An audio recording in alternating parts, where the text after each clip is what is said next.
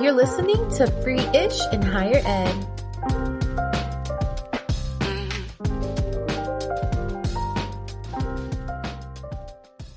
Welcome back to Free-ish in Higher Ed. I'm your host, Chelsea, and today my guest is Christina Hasaan. Christina is a proud Philly native, a first-gen college grad, and someone who has spent over a decade using education, storytelling, and service to create real change. Christina, thank you so much for being here. Can you start by introducing yourself? Yes, absolutely. Thank you for having me. My name is Christina Hasaan. I am a mom of three, Philly native, like you said. Go Birds. I bleed green. And I'm so honored and happy to be here with you today. Yeah, thank you so much for taking time to join us. And I wanted to just jump right in and talk about your journey into higher education. What actually led you to college? Was there a turning point or someone who helped you believe that it was possible? I had my first child at 16, and I thought I was going to go to college straight out of high school, but I wound up pregnant with my second child. And so after many trials and tribulations, I decided to stop out at 18. I did a semester and then I stopped. After that, for 10 years, I raised my three children. I had another child at 20. I raised my children for 10 years, just trying to climb the corporate ladder, trying to prove my worth, trying to be seen, trying to be appreciated. And I got to a point where I was working in a job that I actually liked. My kids went to the school I worked at. And so it was super convenient. And I had a conversation with my supervisor because I worked in a school. We were talking about like annual reviews. And she told me, we can't give you a raise anymore. And I was like, what? Like, I've dedicated, 5+ years here. I'm embedded in the community. I was on the parent committee. I worked there from 6 a.m. to 6 p.m. doing before school and after school, just trying to be, an asset to the community. And I was confused on why I couldn't get a raise. And she was like, oh, you've reached the top of the pay bracket. And I'm like, what's that? Like, I had no clue what she was talking about. And she was like, well, because you don't have a degree, you can't get any more. The high school graduate pay bracket was, I think, $14 or $15 an hour. And she was like, I can't give you any more without a degree. And I was like, okay, cool, noted. And then I decided to buy a house. So I was like, all right, I'm not going to be so hasty. I'm going to, try and figure something else out. Da, da, da, da. And the more I slept on it, the more I felt like, it just doesn't feel right. This isn't where I belong. If this is the way people believe that they should move in business, then clearly they don't, they're not concerned about me and my family. And so I decided after that school year not to come back. I spoke with someone, but was a good friend at the time who was a director. And I told her, I was like, I feel like, that isn't like the race thing isn't right. I feel like, I don't belong here. I feel like I'm not fulfilling my purpose. I feel like this, I feel like that. And she was like, just do it. And she didn't have to say much more than that. I don't think that either her or I knew that it was going back to school. But I had decided, like, I'm not going to keep going to jobs and finding dead ends, every time I turn around because I don't have a degree. So I just didn't return. Just like, I'm just not going to do it. I'm going to, walk on faith. I had, like I said, at 26, 27, I had just purchased a house. And I was just like, look, it's going to work itself out. It's going to be fine. I could do it. I could do it. I could do it. I believed in myself a lot. I mean, I thought I was going to return to be a nurse. I started when I was 28, like the next semester. It was hard. It was hard. I went to community college in Philadelphia. I would say by the second semester, so I did fall. And by that spring, I began to find more people that were like going through the journey, figuring it out. And I think they all helped me believe that I could do it because people came from so many different shapes and walks of life. Yeah, thank you so much for sharing that. So when you're talking about being a teen mom and a first-gen student, what were some of those challenges you faced and how did you get through them? So one of the biggest barriers for me was like the amount of time. I decided to go full time, and like I said, my kids were still in elementary school, and so not spending time with them was a huge sacrifice, and it was tough. There were times where I was like, maybe I should just wait till they get older, maybe I shouldn't take as many classes. I did full-time school because I wanted to like get it done in 4 years. I always would say to myself, I want to keep a 4 year, a 4 year. Right. I wanted to make sure that my bachelor's degree was 4 years. And so whatever I had to do, I was taking winter classes and 5 classes at a time, summer classes, both summer one and summer two. So 4 classes in the summer. I was doing everything I could to graduate on time. But the biggest barrier was childcare. I would say, the before and after care is okay, but I was working work study because I didn't have, a means of income in the daytime because I was going to school. Right. But work study was not, it was minimum wage. And here in Philadelphia, minimum wage is $7.25. And so this wasn't long ago. I started school in 2018. Mm. Um, and so, yeah, $7.25 with 3 kids, you know, was not a lot. And so I had to figure it out. I had to, truly find resources. Another barrier that I would say is like I expected for school to be much more accessible. The food was expensive, the parking was expensive, the expectations were extremely high. To stay on SNAP, I had to, do work requirements. I remember filling out this sheet. Like you had to prove that you did your schoolwork. You had to come Mm. in the office. I forget how often it was, every once a week or every 2 weeks or something like that, and get them to like fill out this form saying that like your syllabus is correct and that you went to your classes and that your work study is good and all this stuff. And it was just to say it wasn't accessible is just because I have a lack of words. Like I don't even know. It was so inaccessible because in addition to my work study, in addition to my full workload, like class load, I also have to meet requirements that are taking care of my basic needs. And if I don't, like my SNAP was connected to my childcare, the childcare stipend I was getting. So if you got kicked out of one program, you got kicked out of all the programs because they're all connected. Right. And so yeah, it was a lot of pressure, a lot of stress, and there wasn't many programs that really help students. Hmm. So that leads me to the next thing I wanted to discuss, which is support. How were you able to build your support system as you were dealing with all of these various barriers? So I have a really strong support system. I have a partner. Well, my husband now, he's my partner then. We weren't married. I have a husband and he's super supportive. He didn't have a degree either at the time. He's actually at the community college right now, trying to pursue his degree. But at the time he was working full time. And so I was able to like lean on him, right? When it came to all the things.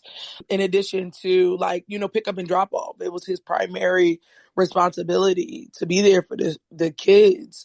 I have a mom and an amazing sister who supported me all the way through. When we couldn't be there, when me and my partner couldn't be there, they were there picking the kids up, taking care of the kids, helping me with all kinds of things, staying up late nights, helping me with homework, helping me with my mindset, helping me through the whole thing. I have a terrific best friend that was also there. She has a master's degree, and so she was able to be there to be like, well, this is the way this goes, and this is the process for that, and this is that, and this is this, right? Or when I'm talking about selecting classes, like I don't understand this, I don't understand that. It was nothing for me to call her and be like, did you have to take such and Yeah, such? How was that? So my human capital has been rich for a very long time. And I thank God that it is. I really, really can't stress enough how pivotal it is to be able to have people around you that believe in what you're doing and believe in you. definitely. Having people that believe in you makes such a big difference, especially for first gen students, having someone that's able to guide you along the way when you're the first in your family. That's critical. So I want to talk about the work that you're doing. How does your experience as a first gen and as a parenting student, how does that impact the work that you're doing and how you serve your community? So one of the things that's always been in the forefront of my story is advocacy. When I was in high school, I went to at least what I would think is one of the most under-resourced high schools in Philadelphia, Alany High School. and we didn't have anything. I feel like we didn't even have trash cans in that school. Like, I Mm. really feel like we didn't have nothing at all. It was a wall and some good teachers, but I feel like that's it. So being in that type of environment struck like a huge advocacy core in me, and led to me joining this youth club, Youth United for Change, where we fought to be able to get basic needs resources in our schools. So we would go to the school district and protest. We would go to Harrisburg and protest. We would go talk to congressmen, could talk to our councilwomen. We would talk to everybody about what we needed in school, and things did improve. Now, will I say they became perfect or even acceptable? No, but they did improve. They did. There was a big issue around paper and books and stuff like that. And I remember us getting more funding, or being provided those things that we did need: paper to print and books to read. That was something that I knew. Even if you can't fix everything, you can push the envelope through advocacy, through lifting your voice and sharing your story. You can create change. And so in college, I carried I carried right through with it. I started at community college in Philadelphia and realized that, like I said, parking was inaccessible, food was inaccessible. Everybody around me was talking about the same things. This is too expensive. That's too expensive. The book, I'm not even going to get started on the price of books. I'm not even going to do it. I'm not. Because it's just it's time.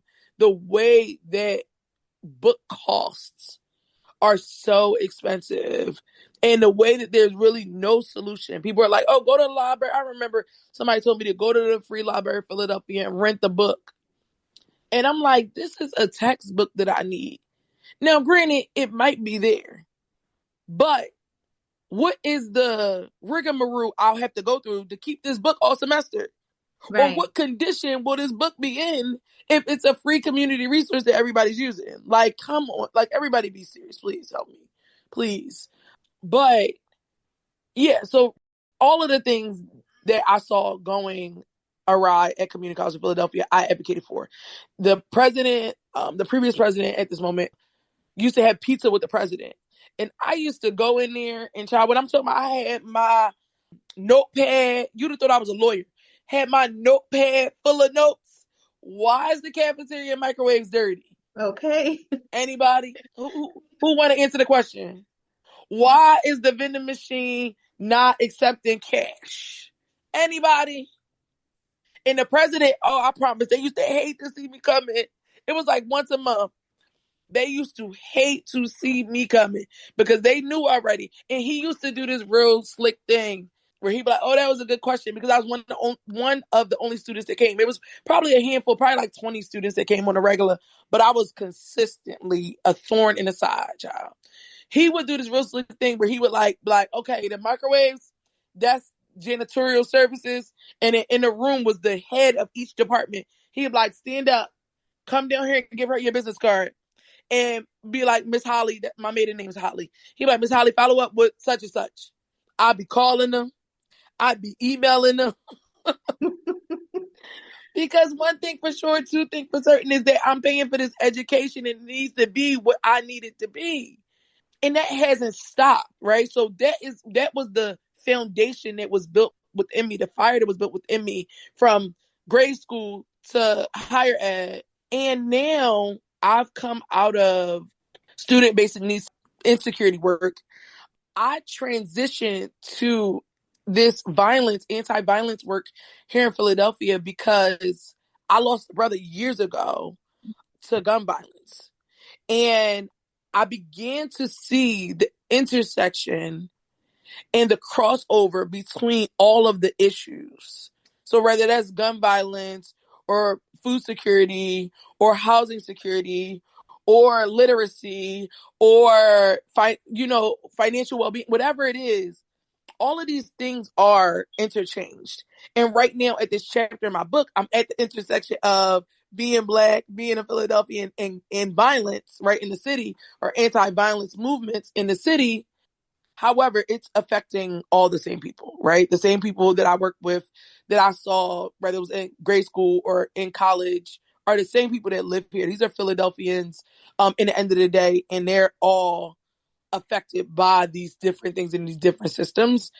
And so as I'm doing my work, I'm always very, very aware of the advocacy, both locally and nationally, that needs to be done around like anti-gun violence, domestic violence, all of the things. It's nothing for me to be out in the community with the community partners that we work with doing this work, like I said, whether it's marching or throwing a day of hope, right? Like advocacy work doesn't always look like uh shouting into a horn or protesting or doing a sitting or sit out. Sometimes it is building joy in a community and nourishing that joy and that community activeness, right? The community safety, like the community conversation. Right now I'm studying restorative justice as a certification at the Community College of Philadelphia.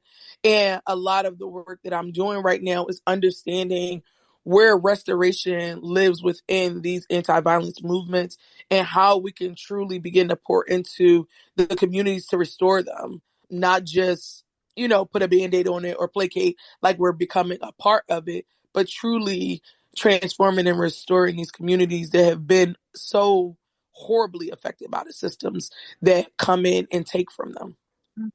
And that work is so important. And I love how you talk about how they're all interconnected. Because one thing I personally struggle with as an advocate is I care about so many different issues, and it's hard to just stay focused on just basic needs. I care about everything. And when you really do study and start to see the data on underserved communities, on marginalized populations of people, and it's like, wow, well, if they had access to mental health, housing, and education and financial literacy, we wouldn't have some of the issues that we're seeing in our communities today. It all really and truly is connected, but I love how Yep. you're using your voice to advocate for your community.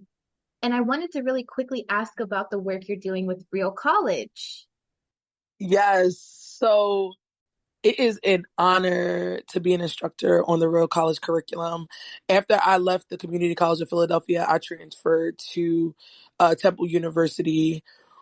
My first semester, I took sociology of education because at the community college, I fell in love with social behavior. I have a degree in liberal arts with a concentration in social behavior.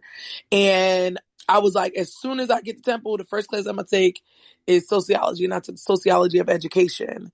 And the esteemed Sarah Goldrick Rab was teaching the course, and we were in the middle of a pandemic, so we were virtual, but there was no shortage of knowledge that was given, even in the virtual sense of a classroom. I then began to follow the nonprofit that she led, the Hope Center at Temple University, and the work that they were doing. And once again, begin to advocate. Temple was doing some great things as far as food security goes. However, I'm the one that always push the envelope and be like, about what about this? And so I got an internship at the Hope Center, and towards my time ending there, they were writing the curriculum and asked me to speak about my lived experience as a parenting student, as a community advocate, as a sociology student. And it was just something I had never heard of before. I always felt like people were a little disconnected, right? I don't even know what the exact number, I don't remember the exact number of classes you have to take to get a bachelor's degree, however many classes you have to take, however many professors you have to go by. I have a few professors, right? If you have over 30 professors in your bachelor's academic career, I had probably 5 that I think really got me and really saw me and really did everything that they could to make sure that their classroom exuded those principles, right? Understanding students, getting them, meeting them where they are. Yeah, maybe 5, maybe. And I feel like that's even like off the top of my head, I probably can think of 4. But I'm gonna give somebody the benefit of the doubt.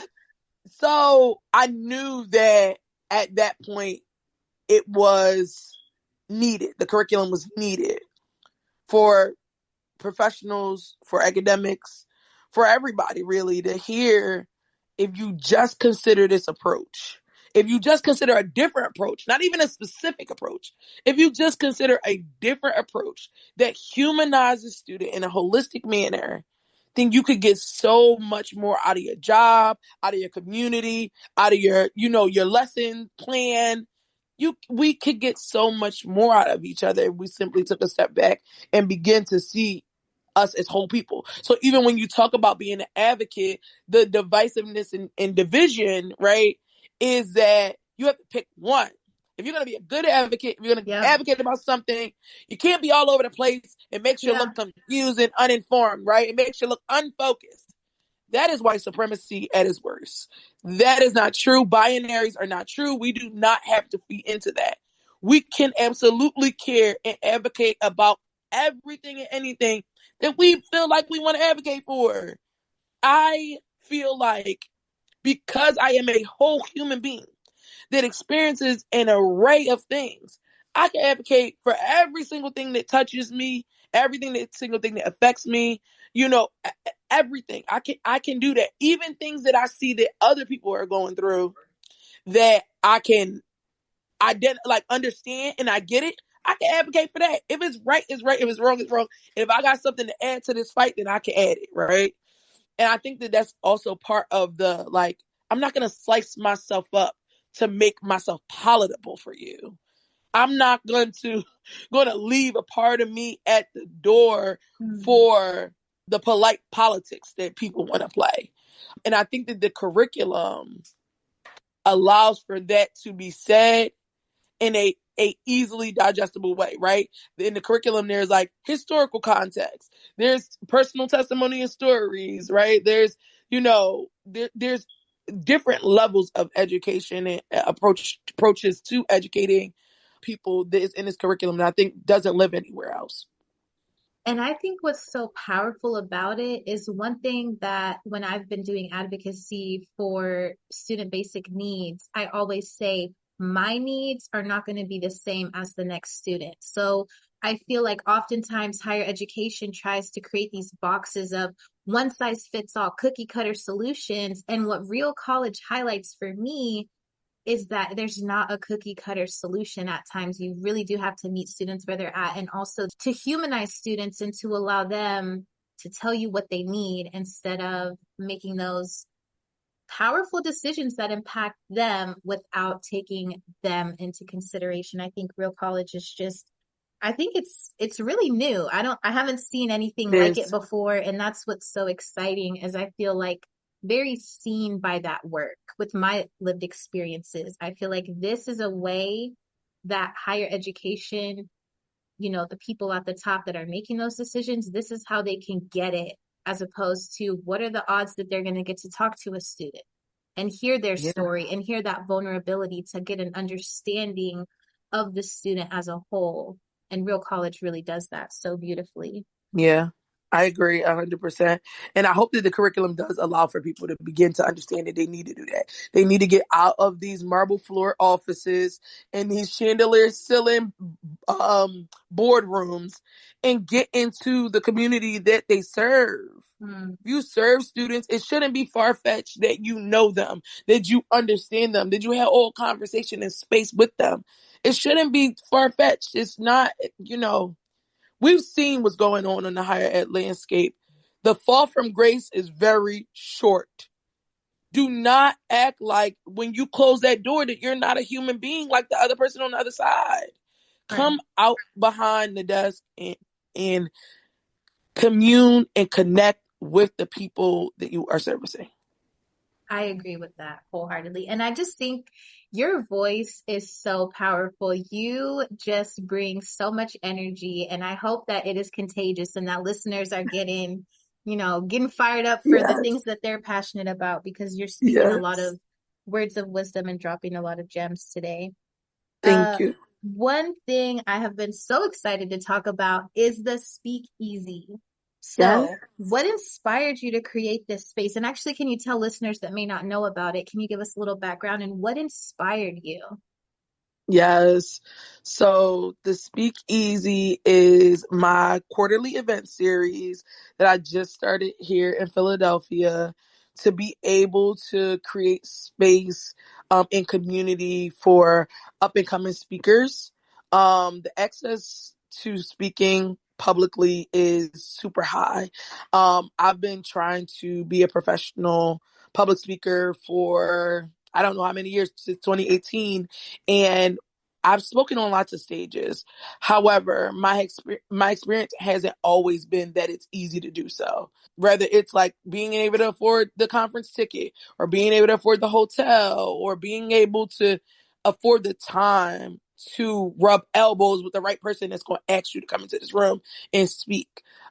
And it wasn't just me, right? When I looked around, I saw so many professionals that were advocating in so many different areas that had such amazing stories, lessons, and knowledge to share, but were not getting the opportunities to speak on stages. And we got together and had a conversation about it, and they said the same thing that my friend said a couple of years earlier, like, just do it, Christina. Create the space and the people will come. This is an amazing idea. Da, da, da, da. And we just did it. We rented a space and I provided snacks. And a huge component of it is that organic networking for me, right? Not the one where you pass cards or the one where you try to figure out people's title, but the one where you really are like, oh, you're from North Philly? I'm from North Philly too. Let's connect type thing. I've been in networking spaces where at conferences, especially, it's very highfalutin, very snooty, very, very thick air, very like it's literally like, oh, this might be the president of such and such university. So like you begin to consciously or subconsciously code switch and, do things like, I don't want that. I want to create a space where I can ask you, hey, what are you doing on Saturday? And you be like, hey, I'm actually not sure what you're doing on Saturday. And this is the way we connect. We connect on a real human level. And so there's no blaring music. There's no cocktail glasses being clinked in the background. There's none of that. There is just opportunities. I've created different activities and stations and things like that that allow for people to be able to engage with each other and have real conversations.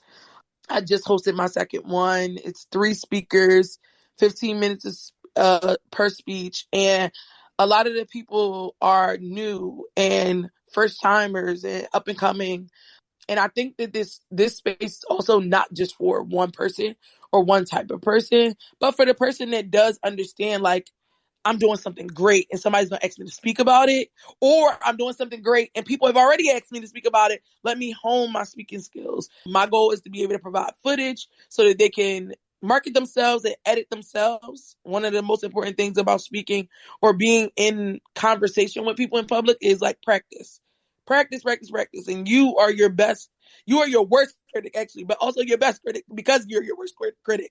You're going to look at that video and you're going to see all of the things you can work on and master and tweak to make your speaking better. So when the opportunity does come knocking, to whoever it may be, the teacher that's been teaching for 35 years that just got these gems that she can drop about the classroom, or the certified meditation coach who's working on a consulting business doing meditation with people, both have the same opportunity to be able to share their, lived experience, their expertise, their knowledge, their lessons with the community of people that just want to learn, right? Because in addition to having a huge barrier of access on the speaker side to spaces to speak, it is expensive to go to these conferences and attend people who are truly dropping gems. And people are like, but your investment, your ticket is an investment. It's like, I don't have the money to invest, but that doesn't mean that I don't deserve the knowledge. It doesn't mean that I don't deserve the community. And so this space is free. Or what we're going to start doing is donation based, because I've been bootstrapping this thing and it's only been 2 events in 6 months, but the bootstrap is heavy.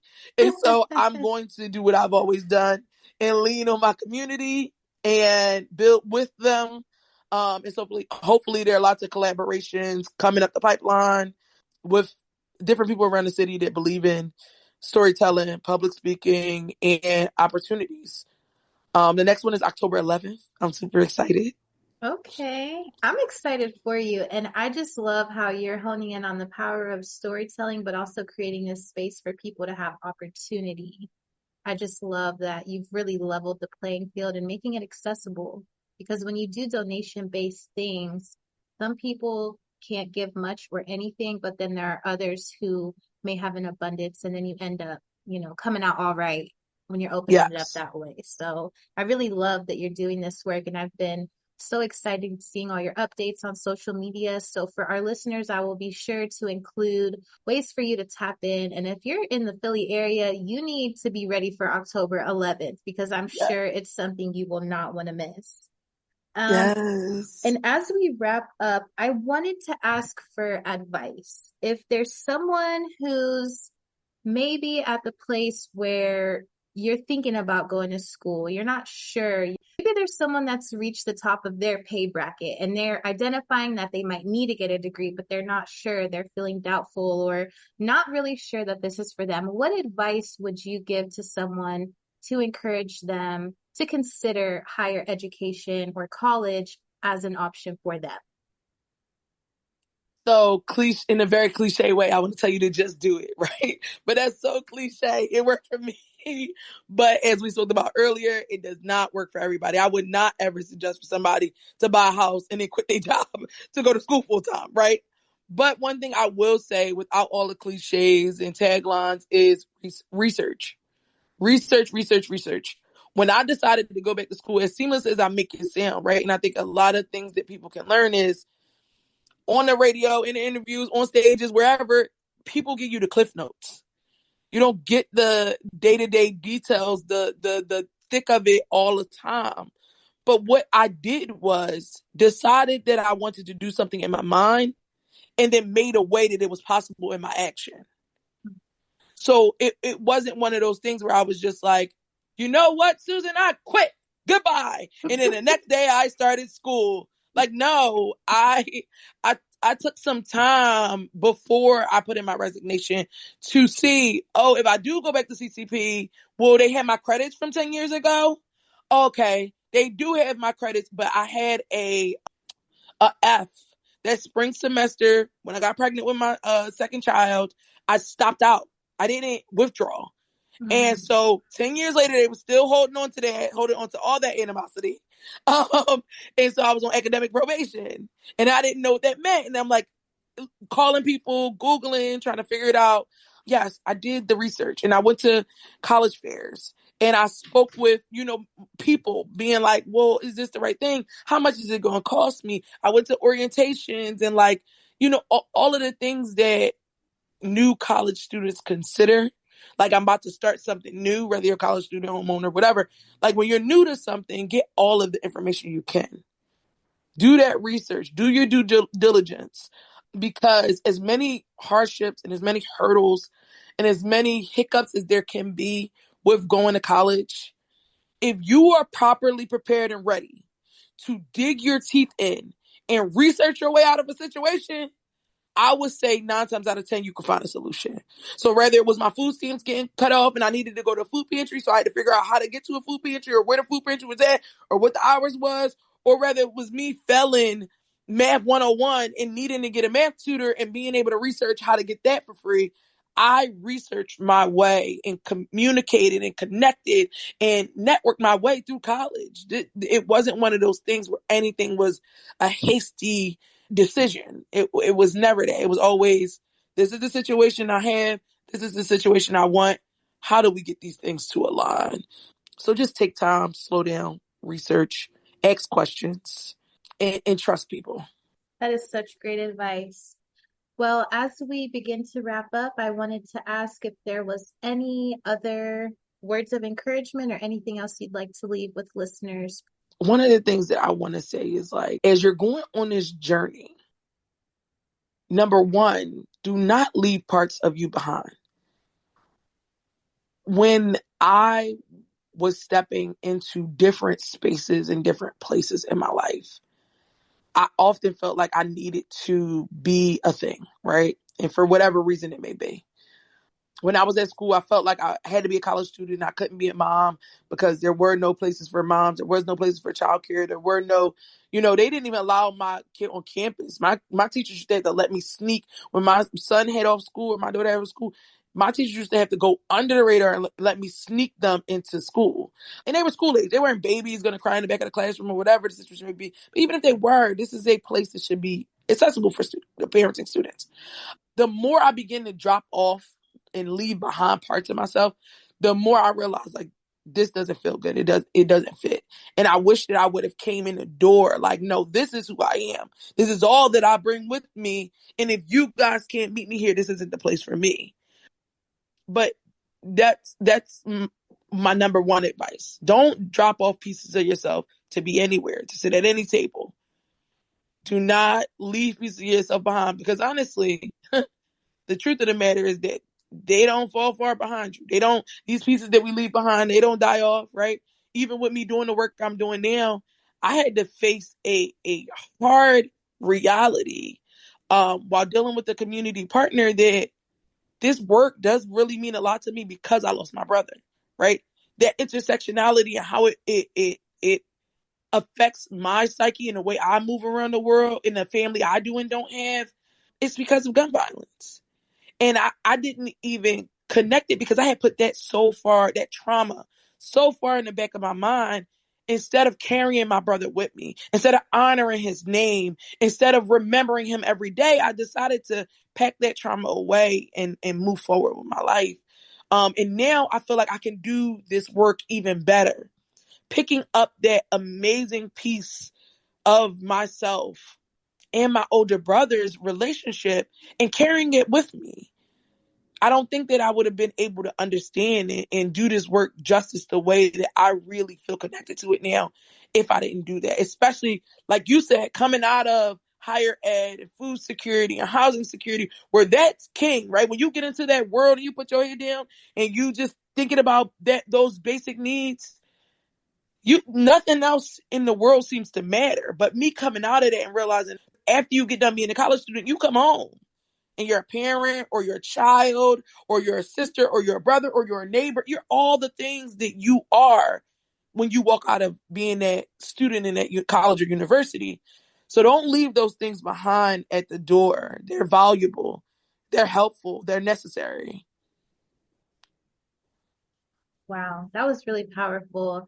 And I feel like you being able to pick up that piece of yourself, as you said, creates purpose-driven work where you are able to utilize your personal lived experience to enhance the work you're doing. And in my opinion, that's when you really have a good impact, because you know. It's different when people can say, I understand, I empathize. That's great. But when you walked through those things and you're in the position to provide resources or help or solutions, I think that work is meaningful. So I just thank you for lending your voice to my passion project and also for all the incredible work that you're doing. I am inspired. So I will ensure that I leave your information, especially about the Speakeasy, in the episode description so that people can follow along your amazing journey and connect with you as well. Thank you so much.